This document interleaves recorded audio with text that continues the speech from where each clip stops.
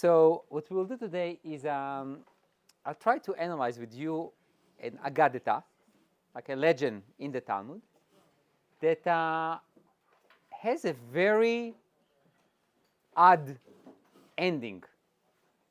And you ask yourself, what's the lesson here? What exactly do they want to convey to you? And why does that have anything to do with Rosh Hashanah and Yom Kippur? Okay, so let's see. Amar Ravada barava amar Rav.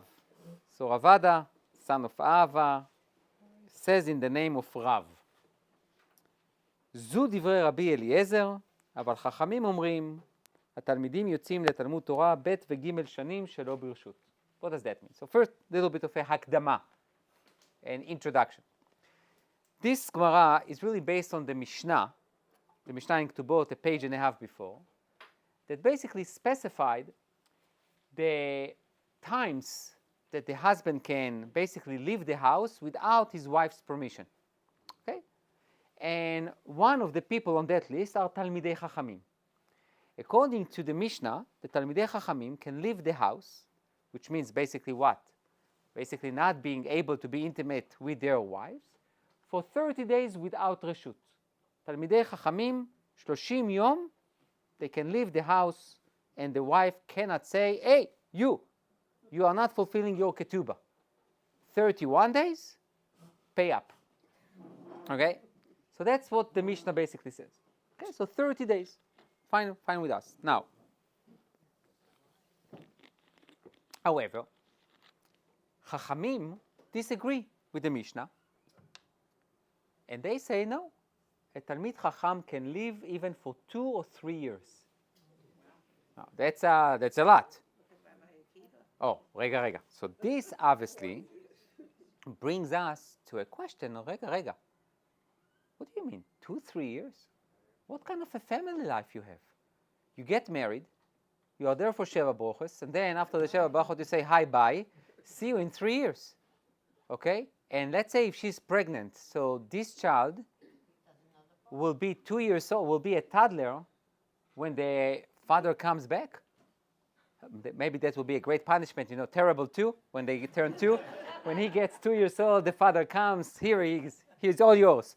So this is something that we obviously need to understand, and also we need to understand, which is something very important. We always like to bring Rabbi Akiva as an example of what? He went for 12 years, came back, he just heard his wife saying, oh, if he would listen to me, he would go for another 12 years. He went back for another 12 years, came after 24 years, or whatever it is. Was that the same phenomena before Rabbi Akiva?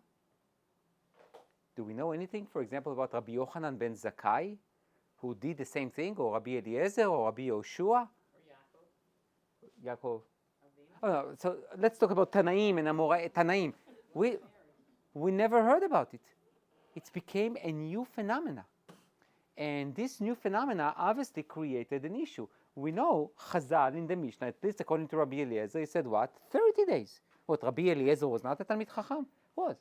So it seems to be that something happened probably at the time of Rabbi Akiva. Now, when we know Rabbi Akiva lived for 120 years. When?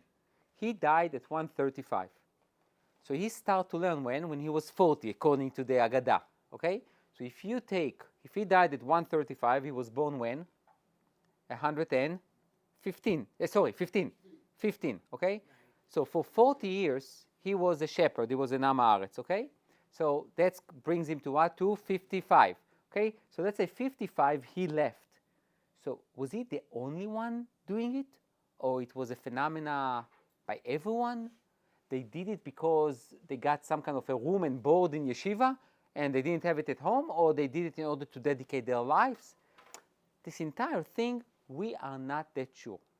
However, I can tell you for sure that before Rabbi Akiva, I am not aware of anyone else who did something like that.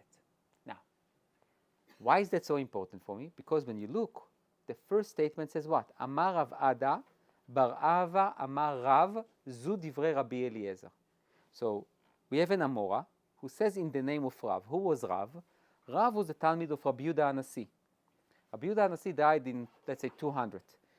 Rav was his Talmid, and he went to Bavel, and he became a colleague of Shmuel, and he became a Rosh Yeshiva.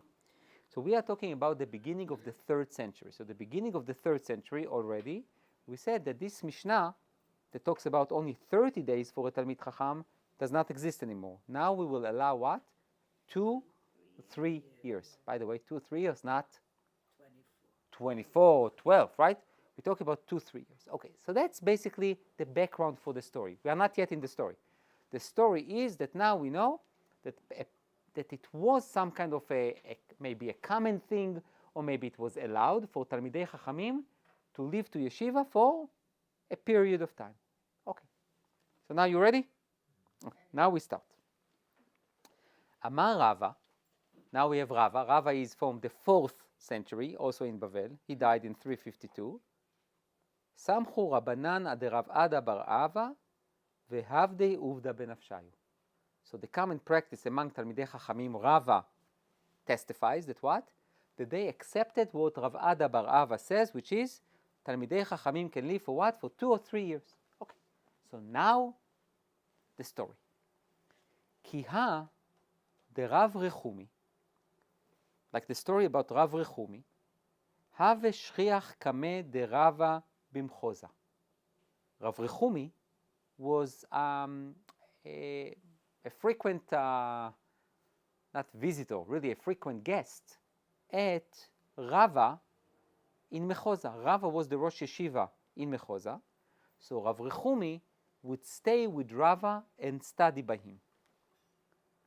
Have ragil dehaveati lebeite kol ma'alei yom kippur. He used to come every Erev Yom Kippur to see his wife. Which means what? For 364 days he was absent. Erev Yom Kippur, no, biduk Erev Yom Kippur, you know, it's like Erev Pesach, you know. Now you are coming, right? So he will come every Erev Yom Kippur. Now it's very interesting. The Gemara does not say that he stayed for Yom Kippur. He came Erev Yom Kippur. I don't know what he did. He was there for 1 hour, 3 hours, stayed for the entire Yom Kippur and left, or just Erev Yom Kippur. Okay. So he used to do it. Now, when he says he used to do it, it means what? That it's for years. No, I mean, it's for years that he would leave their house, leave his wife, go study for 364 days, unless it's a leap year, and then he'll come, Erev Yom Kippur, hi, I'm here. Okay. Yom Achad, Mashchei Shma'ata. One day, the learning was so intense and so interesting that he was basically pulled into the learning. And he forgot to look out at the calendar or on his watch. Hava maschaya debeitu, ashta'ati, ashta'ati. So his wife would anticipate by the window. Ashta'ati, he's coming now, he's coming now, he's coming. Very similar to what, by the way? Who else was looking by the window? Sisra's mom. Sisra's mom, and that's where we learn the tkiot, the me'at tkiot, okay? So she's looking, and she, by the way, she's also sure that Sisra is coming. And when there is that delay, so her neighbors says to her, what? He's probably having fun with the Jewish girls now, right? He's coming. And obviously he was not. So she says, Ashta'ati, Ashta'ati. He's coming, he's coming, he's coming now. Lo ata. Obviously did not show up. Chalash da'ata. So she became Chalishus adat. She became like weak, frustrated, sad. Achit dim'ata me'ena. One tear came down. One tear. Haveyativ be'igra. Rav Rechumi was sitting in an attic, learning. Ifrit igra mitute. The ceiling collapsed. Venach nafshe. And he died.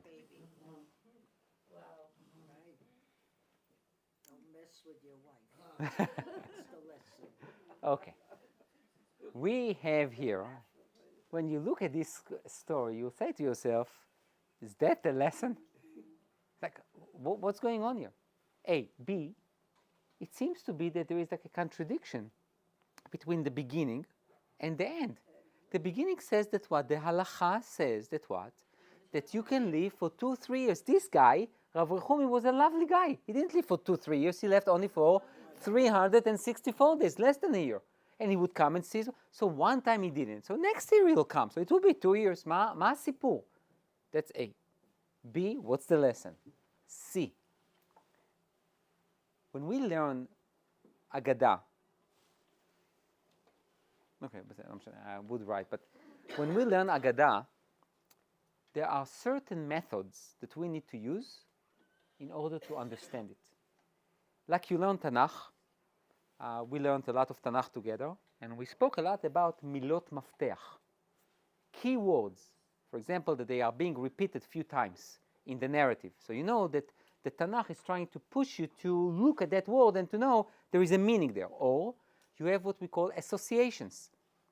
Sometimes you have the same word here, and you have the same, for example, I'll give you one of the most famous ones. When they come to Yaakov, and they told him, Haker na lemia kutonet azot, right? Haker. Where else it says Haker? Recognize? With Yehuda, Yafeh meod. Because Yehuda was the guy with the conspiracy to sell Yosef, so he got it the same. So sometimes we have words that create associations. Agadah is very similar to that. And it says, when you look here, so let's start with the beginning. Third line in the middle of this paragraph, Kihad Rav Rechumi. Okay? His name was Rav Rechumi. Now, I don't know if his name was Rav Rechumi or not. No idea. I will tell you that it's a very interesting name. And obviously, it brings the association of Rachamim. So you think you are going to have a story about what? If I would not know anything about it. And the beginning is what? That the Talmid Chacham can live for 2-3 years. And Rav Ada Bar Ava says that what? That was become the common practice. I would probably think that what the story will tell me about a rabbi who went for 2-3 years, and his wife, when he came back, told him, wonderful to see you, what did you learn? Teach your children, and then after a year he will go for another 2-3 years. I will not think that this will be the story.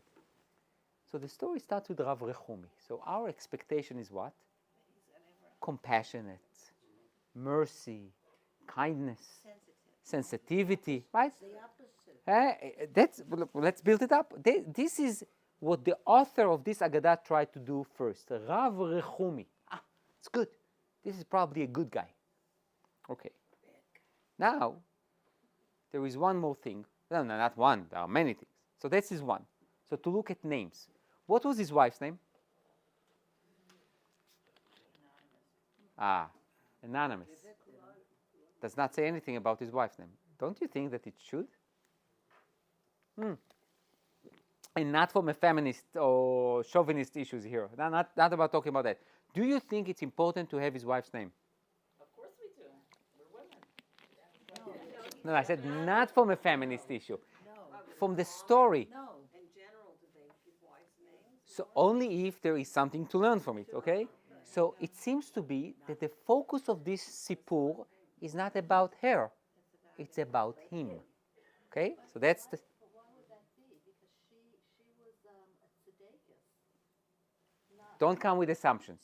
Okay. We don't know. She might be someone that she's far away from a tzedeket. We don't know. She just married this Talmid Chacham because her father told her when she was 11, that's what she's going to do. She wanted really to marry the doctor. Was it common for people in that cabin, in that time, in that framework, and was not unusual? Was not so unusual. In other words, maybe that was seen to be like going to get a doctorate degree, not something like that, but something that was done by other people. It wasn't just him. Yeah. 1 second. According to Rav Ada Bar Ava, it was a common practice among Talmidei Chachamim, so it was not terrible. Okay, so because that's supposed to be the highest level. I agree, but not with other people. No, the problem is that he didn't come when he was supposed to. Rega. We're not talking about we are talking about analysis. So let's try. So first, I'm trying to give you the methods, because next time you will see a story, I want you to use those methods. So I don't need to teach you. So, we have a description of Rav Rechumi. For now, we don't know he's married. We just know that he's what? He is a dedicated student of whom? Of Rava. He have a shchiach gabe. What is shchiach gabe? He's always there. He's always there. He's dwelling in the Bet Midrash that Rava is the Rosh Yeshiva. Now, there is what we call shchiach kameh, meaning kamen, he's always there. And then have a ragil, he used to come to his house Kol Ma'alei Yom HaDekippuri. Now, he would come every Erev Yom Kippur. Now, we have, and that I learned from Professor Frankel, you look at the Agadah and you need to look also at the times that are mentioned. Sometimes you need to look at the immediate versus long term, but also about specific days. Erev Yom Kippur, so I said jokingly, Erev Yom Kippur you're coming. I would expect him to come when? Yeah, I agree. After she cleaned and prepared, that's the time to come, right? Sukkot. But you know what? I'll tell you another one. Tisha B'Av. Tisha B'Av, you are not allowed to learn Torah. Yeshiva is closed. This is the day. You know, it's like the Thanksgiving, whatever. You know, you come. And you can be with your wife. You don't need to talk to her. You don't need to eat. There's no drink. There's no nothing. Just sit and talk to her if you want. To come on Erev Yom Kippur is loaded with meanings. It's a Yom Tov. It's a Sema Yom Tov. You are allowed to drive and everything else, but it's a Sema Yom Tov. This is the meal of the Yom Tov that you do when? On Erev Yom Kippur. And it's also a day that one of the most important things to do on Erev Yom Kippur is to do what? Eat is for sure. Baruch Hashem, this is a mitzvah lechatchila. Is what? יפה מאוד. בין אדם לחברו. So you see how the author is building up. He comes Erev Yom Kippur because in a way, this Agadah fits into many other Agadot that talks about what? The Beit versus the Beit Midrash. There is a tension, a build tension. The Gemara, by the way, is not oblivious to it at all, to the home versus the study hall. If you remember, some of you should probably, on Leil Shavuot, the night of Shavuot, between Mincha and Mariv, I spoke about Hillel, the Agadah of Hillel, climbing on the roof, and the snow came down and everything. And I spoke also there about what? The tension, the contrast between the Beit HaMidrash, that it's warm and there is fire and everything is great, and the outside world when the Talmidei Chachamim in the Beit Midrash are totally oblivious to it. Same thing here, to some extent, a little different. You have the Beit Midrash, which Rav Rechumi loves. 364 days he is there. And then he also has what? His wife, his family, his home. But there, he goes only once a year, Erev Yom Kippur.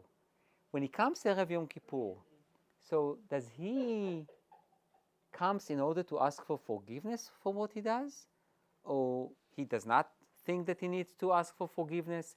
What is this idea of Dafka Erev Yom Kippur? Okay, we will talk about all of that later on. Now, next. One more, maybe there is more than one. And an additional method is words that sounds the same. Now, not identical, but they sound the same. For example, Mashachte Shmata. What is Mashachte? Pulled over, pulled. And have a Maschaya.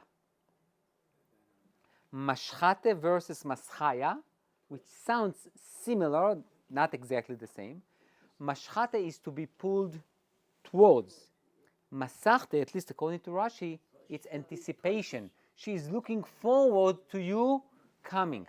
So you have him being immersed in his own little world, while his wife is what? He's waiting. And not only waiting, he is used to come every Erev Yom Kippur. She's also used to see him every Erev Yom Kippur. And punk, this Erev Yom Kippur, he's not coming. But she believes in her husband. Ashta'ati is coming, he's coming. Lo ata. So it came, I guess, to 5:52. And she says, Zeu. Erev Yom Kippur came to an end and he's not coming today.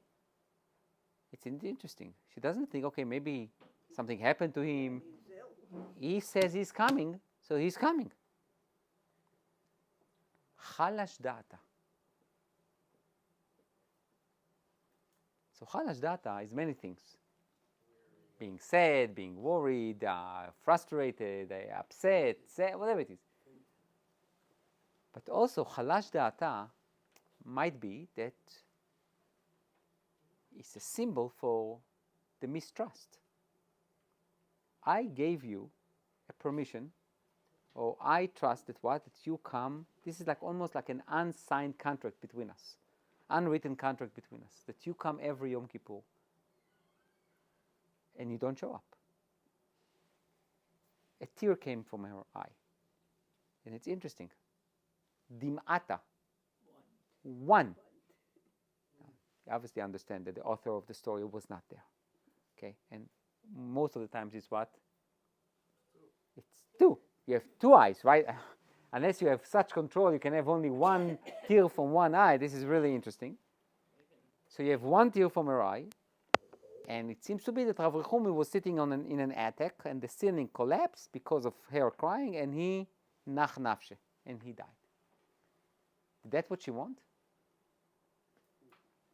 I hope not. Maybe she wishes. Yeah. Oh, I would say I cannot take it away totally out of my considerations, right? I don't know. Maybe she wanted to punish him. Maybe not like that, but she wanted to punish him. I would say that Hashem, that her tear, that one little tear, was so powerful. This is how I see it. Was so powerful to the Rebbeinu Shalom that one tear killed him.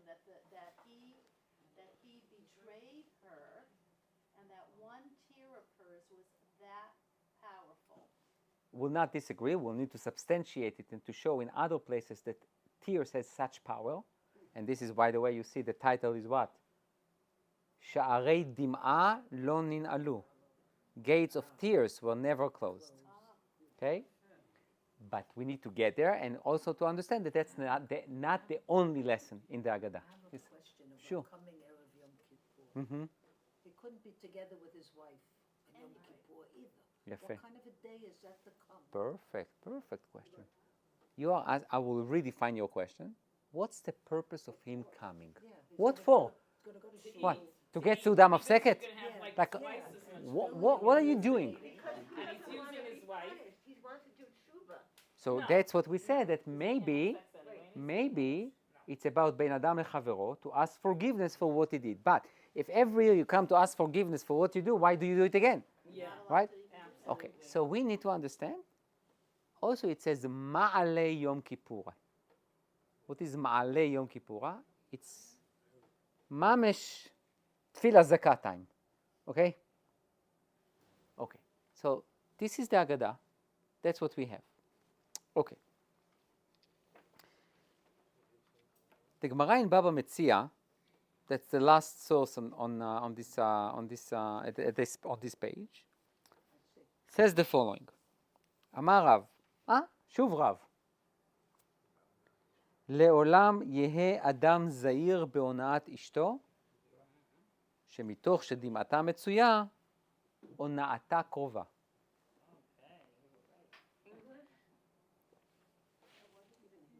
A husband must be very careful not to deceive his wife, not to cause her any anguish, because she is inclined to cry and will have tears. Her tears are going to what? To be heard by God, and God will Bruce, get her. Get him. take care of her against you. מפני שהונאתה קרובה. הונאה, הכוונה היא מה? Deception. Now, ואמר רבי אלעזר, and Rabbi Elazar says, מיום שנחרב בית המקדש, from the time that the בית המקדש was destroyed, ננעלו שערי תפילה, the gates of prayers are basically closed, שנאמר, הנה איכה, גם כי אזעק ואשבע, even though I will what? I will cry out to Hashem, and I will pray, סתם תפילתי. What is סתם? לסתום, to block. Put cement, and the prayer cannot infiltrate into heavens. ואף על פי ששערי תפילה ננעלו, and even though the gates of תפילה are closed, שערי דמעות לא ננעלו. The gates of tears are not closed, שנאמר, שמע תפילתי השם, ושבתי האזינה.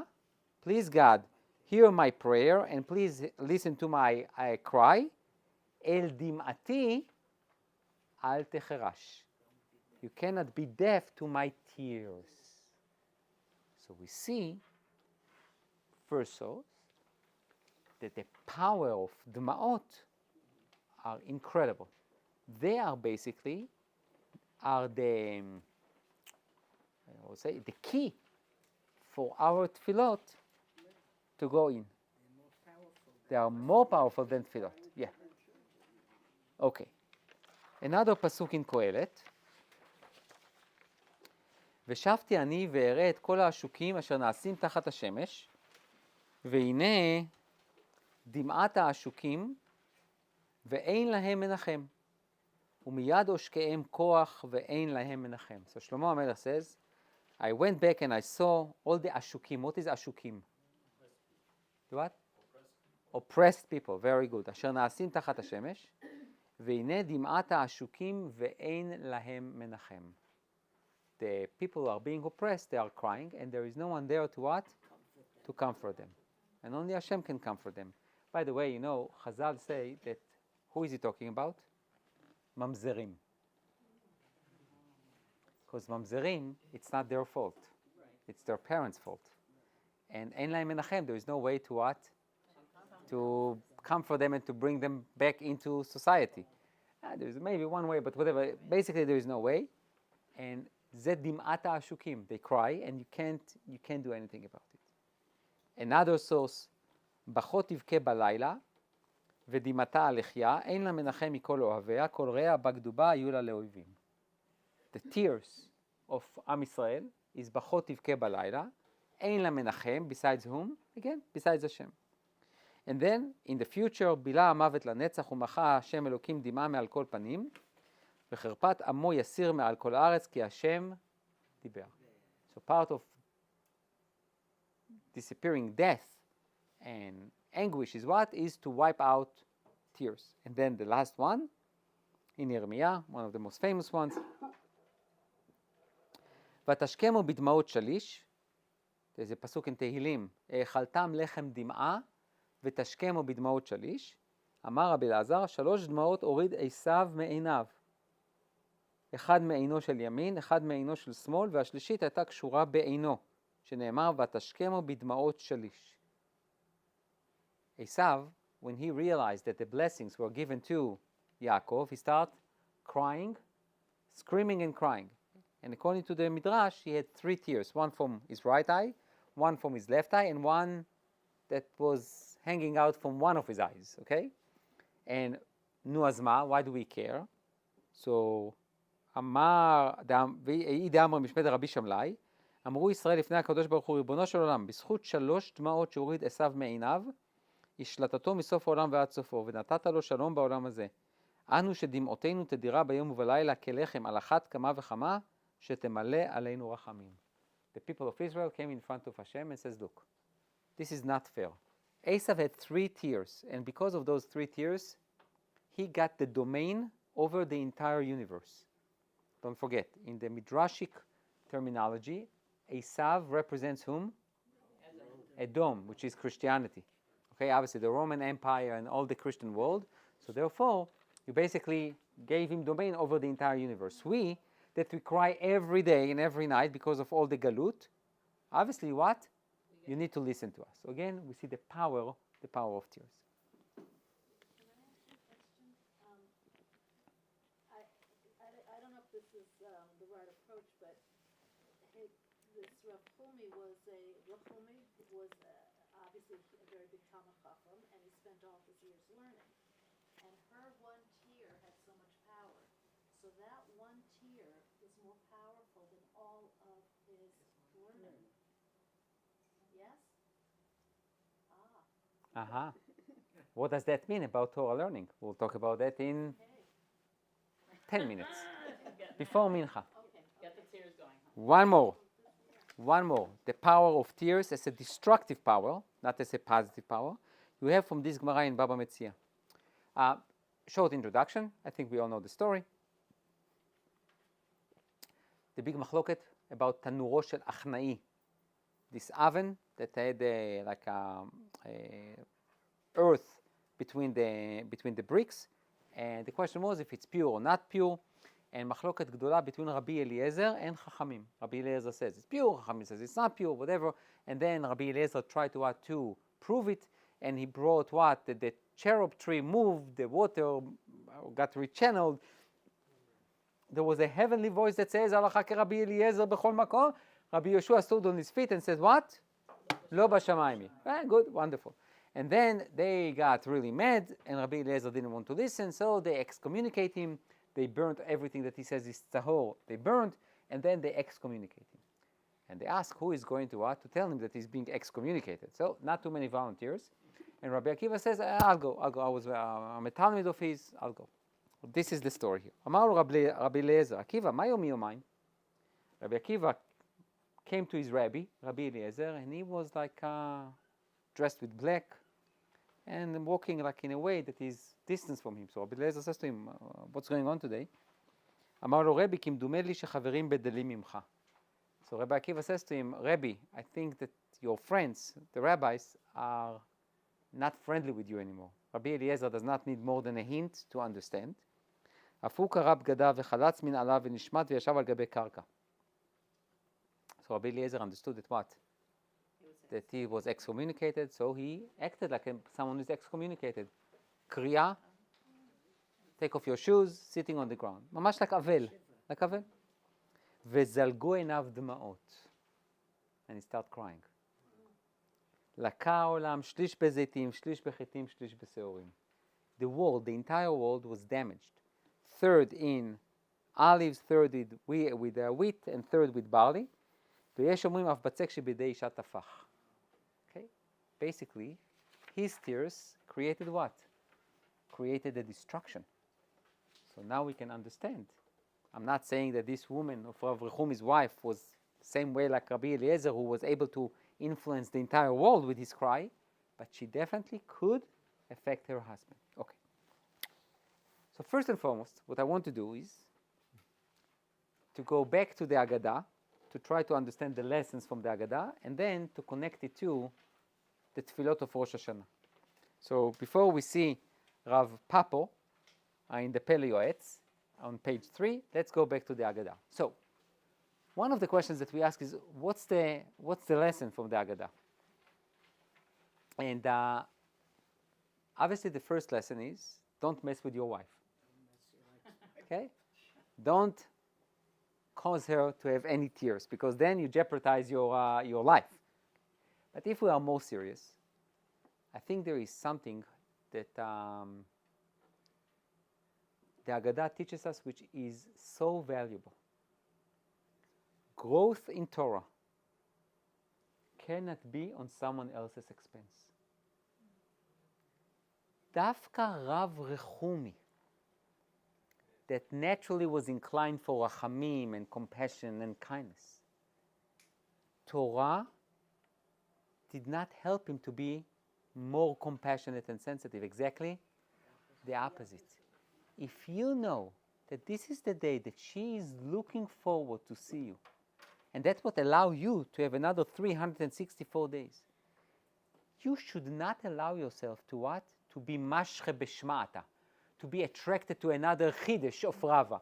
Tell Rava, I love you, I'll see you in 24 hours, but now I'm going home because someone there is waiting for me.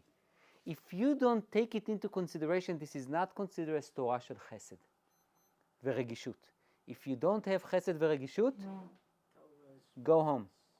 Rav Amital Zichrono Livracha, this is something very famous in the Gush, but he was not the first one.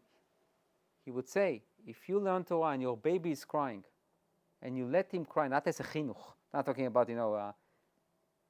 because you are so busy learning, close the Gemara and go home. Close the Gemara and go home.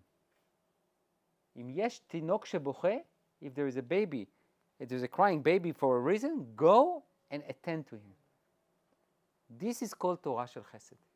Yes, Susie. There's something here that is not, it just doesn't sit well. We are not finished, but go ahead.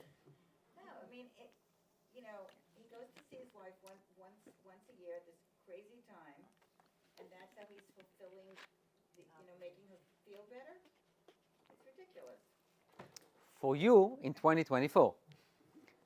You did once give a talk about how it was an offshoot of this, about how really the way that we think of it, that they're gone for so long, it's not a full-time thing. They come back periodically. Might. But here you see that, at least the Agadah suggested that what? Only once a year. Yeah, so how do you... I don't. I think that part of the hidden criticism is that the fact that it became a common practice does not mean that it's what? That it's a good practice. And this is where the balance between the love for Torah and the encouragement of the rabbis, go and study and everything, but at the same time, you lose the family. And if there is no family and there is no home and there is no balance between the Beit Midrash and the Bait, one thing will collapse. That's the ceiling. The ceiling that Rav Rechumi sat on will collapse, which means I think that the idea of this story is that this is not normal.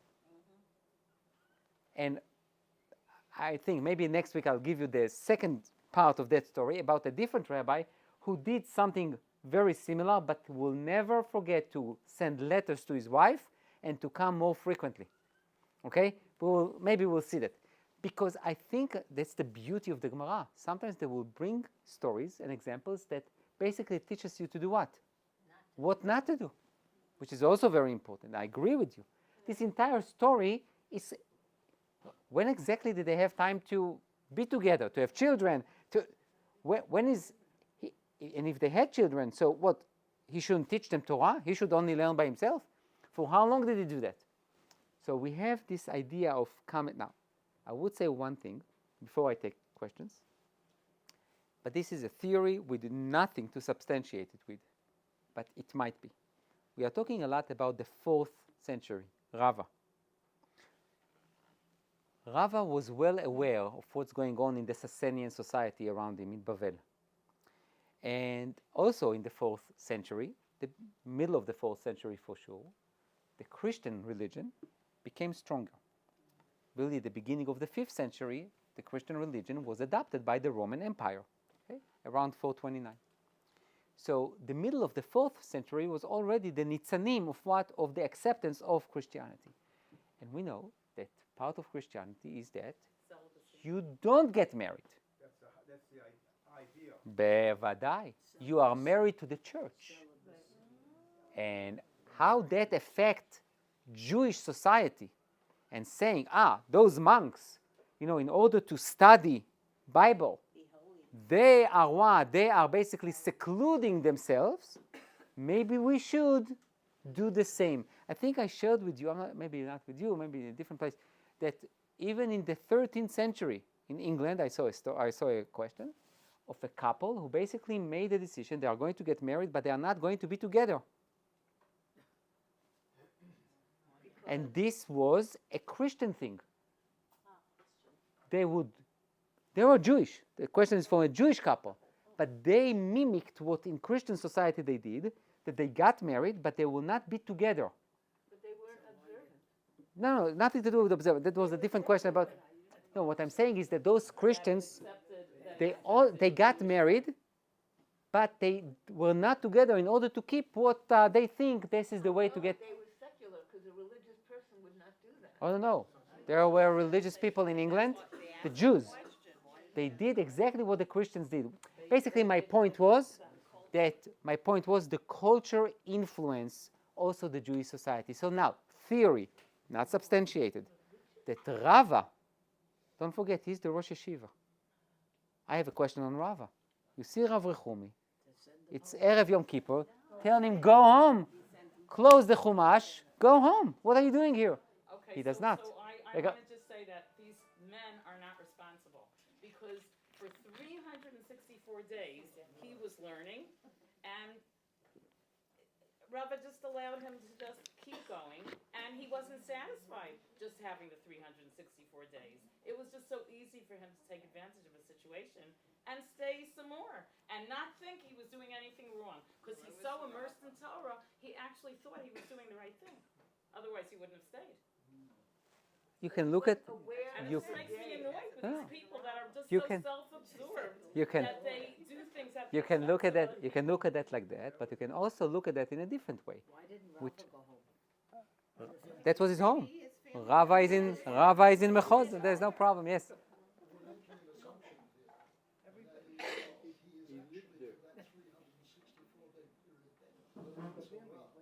I'm not being funny, but if it was the modern time, you'd say he's having a good time with the boys and he's drinking beer or whatever. Maybe there's an element of that as well. So Maybe he's not spending all his time learning Torah. okay, I cannot tell you that that's wrong, but I don't think that that's what the lesson of the Agadah. The lesson of the Agadah is let's have a kaf zchut on everyone. Okay? Basically, he planned to come back on Erev Yom Kippur. It was just mashche shmata, which means he felt more comfortable in the Beit Midrash. Okay? And he wanted to sit and learn Torah. The lesson of the Agadah is, I understand that you have a love for Torah, but you also have a commitment for someone who is waiting for you. And Torah she'ein ima chesed, the Torah that does not have this kindness and sensitivity, we are not welcome. Okay? So now, His name, the wrong name. no, it's not the wrong name. It's a name that was given to him in order to create an illusion, and then to see that That he he's. does not have. Yeah, that's the beauty of the Agadah. The beauty of the Agadah is that they make up names. Do you know any other Rechumi? You know Rachamim. You don't know Rechumi. The idea is Ruchama, Rachamim. But the idea is that what? That sometimes the Agadah will make up names. I think we did it with Rabbi Akiva. That we said that his wife's name is not Rachel. Probably was not Rachel. Okay? We have Rachel because of different things that we would like to symbolize by her name, but not that her name was Rachel. So the thing is that names that are being given are not necessarily their original names on their birth certificate. It's names that was given in order to create this anticipation. This guy is such a kind guy, compassionate guy, and then you see at the end, he's not that such a rachamim, and definitely no sensitivity to his wife. Now, in the next, now the connection to Rosh Hashanah and Yom Kippur. In the Pele Yoetz, Rabbi Eliezer Papo, in the 18th century in Romania, he has in his book, there are different definitions and elaborations on different things, from Aleph at Taf, mamash, as for Bechia, to cry, Et Livkot, so there is time to cry, כגון בהיותו מתפלל להשם ושופך שיחה. When you pray to Hashem, that's the time to cry. דורש סליחה בווידויים ותחינות על החטאים ועל העוונות. When you ask for what? For forgiveness for all the sins and transgressions. ישפוך כמים ליבו, you will pour your heart, ותרדנה דמעותיו, and you should have tears. בפרט בימי חודש אלול, האדירים ועשרת ימי תשובה, and especially during the month of Elul and the 10 days of repentance. אשר מלך במשפט יעמיד הארץ, when the king of judgment will basically establish everything with judgment, צריך שבבכי יבואו ותחנונים, that you need to come what? With tears. Now, how do you get there? I mean, it's easy to get an onion and cut it, right? In front of your eyes before you start saying Shmoneh Esrei. But we are not doing it. So how how do you get to true dma'ot while you are davening? So it says like that. First it says, ומעלת הבכייה רבה מאוד. The level of crying it's very powerful. שהרי אמרו מיום שחרב בית המקדש שערי תפילה ננעלו, שערי דמעה לא ננעלו. Because in the Gemara it says what? That after the destruction of the בית המקדש, the gates of prayers were closed, but not the gates of tears. ואמרו בזוהר הקדוש, and they said in the Zohar, ותפתח ותראו את הילד, והנה נער בוכה. So that's when Bat Paro opened up the little teva, and she saw Moshe Rabbeinu, and she saw נער בוכה. Says the Zohar, who is the נער? Da Israel. זה ישראל. Like entire Knesset Israel. דכתיב כי נער ישראל ואוהבהו. So Israel is the נער. ומיד דפתחין בבכייה מיד ותחמול עליו. She opened the little teva and she saw what? A נער בוכה. Tears immediately create sympathy. Okay? And that's what we do. We are asking that what? That when Hashem open up the teva for us, He will see us crying, and immediately He will have what? Rachamim. וכתבו גורי הארי, and the students of the Arizal says what? שתפילת שחרית תתפלל בשמחה, that in the morning you should daven with joy, ותפילת ערבית בבכייה. But when you daven Ma'ariv, you need to do it with tears. וסימן לדבר, what's the sign for it? בערב ילין בכי, ולבוקר רינה. At night, it should be with tears, and בבוקר רינה. אבל כגון ענן, but us, יתמי דייתמי, we are orphans of orphans. We have no בית מקדש, we have no tzaddikim, we have nothing. הלוואי שנתפלל כל תפילותינו בבכי, not only ערבית, all of them. ואף על פי שצריך להיות עובד את השם בשמחה ובטוב לבב יותר מרוב כל, but you need to what? To serve God with שמחה. So, שמחה and tears. So he says, מכל מקום, צריך שיהיו מעורבים זה בזה. They need to be mixed together. להיות עובד את השם בשמחה, הם מעורבים זה בזה, עין במר בוכה ולב שמח. Tearing eye and a joyful heart. Sounds like Carmela. שמחה מהי גיסא, על אשר זכה להיות עומד ומשרת לפני מלך הכבוד ועושה נחת רוח לפני כיסא כבודו. The joy derives from what? From the fact that I am Eved Hashem. I'm serving God. I'm being summoned by the king to give me a תפקיד. שאין שמחה בעולם גדולה מזו. There is nothing more joyful than knowing that I am God's servant.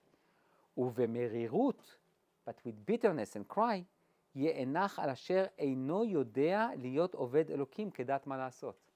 Meaning, I know that I'm God's servant, but I don't know how to serve God, and for that, I'm crying. So now, it's not fake. You know, many of the chazanim, we have the joke, when they start crying, or like making those, it says, כאן צריך לבכות. Okay? Here you need to cry. Okay? It's like Rabbi, sometimes in their drashot says, כאן להגביה את הכל.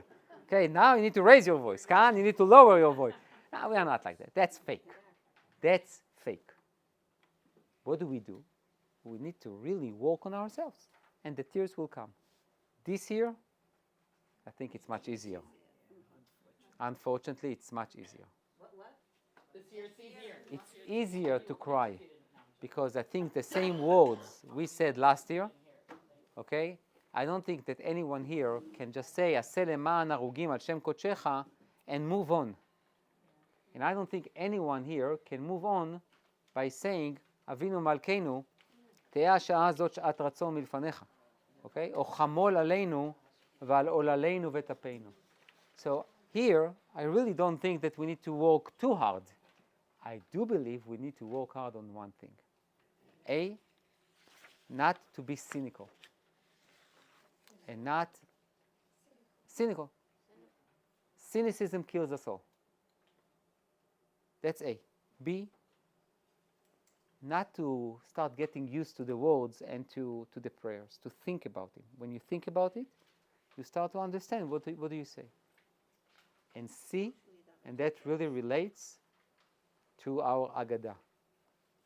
Even if you are an incredible Talmid Chacham, or you are an incredible learner, and you are an incredible Baal Tzedakah, or whatever it is, it's not only about us anymore.